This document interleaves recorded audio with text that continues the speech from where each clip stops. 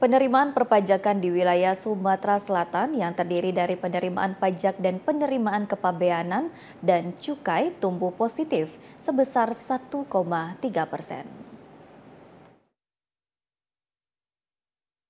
Tren positif kinerja realisasi penerimaan perpajakan ditunggu oleh tren positif pertumbuhan penerimaan pajak bumi dan bangunan (PBB) yang tumbuh signifikan sebesar 102,3%. Pertumbuhan penerimaan PBB ditopang oleh peningkatan pembayaran pada sektor PBB perkebunan.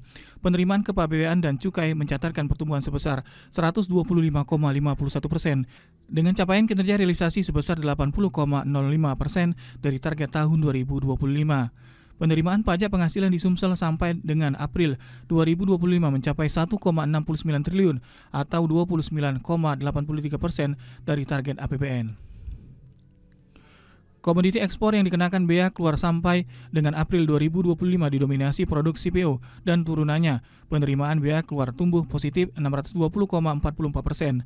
Selain dipengaruhi oleh kenaikan harga patokan ekspor HPE, juga karena peningkatan volume ekspor produk CPO dan turunannya sebesar 25,86%. Penerimaan negara bukan pajak PNBP terrealisasi sebesar 899,61 miliar rupiah atau 37,40% dari target. Dari sisi belanja, negara menunjukkan kinerja yang optimal dengan realisasi sebesar 12,7 triliun rupiah atau mencapai 25,87% dari pagu. Penyaluran dana desa tercatat 1 miliar rupiah lebih atau 41,56% dari pagu. Penyaluran tercepat pada 6 kabupaten di wilayah Sumsel, yakni Kabupaten Oku Timur, Muba, Oki, Oi, dan Lahad. Aktivitas perekonomian di Sumsel menunjukkan aktivitas menguat melalui dukungan kinerja pelaksanaan APBN di wilayah Sumsel tahun 2025 yang tumbuh positif dari sisi penerimaan perpajakan.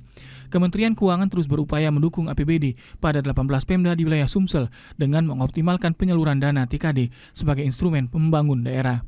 Tim Liputan TVRI Sumsel melaporkan.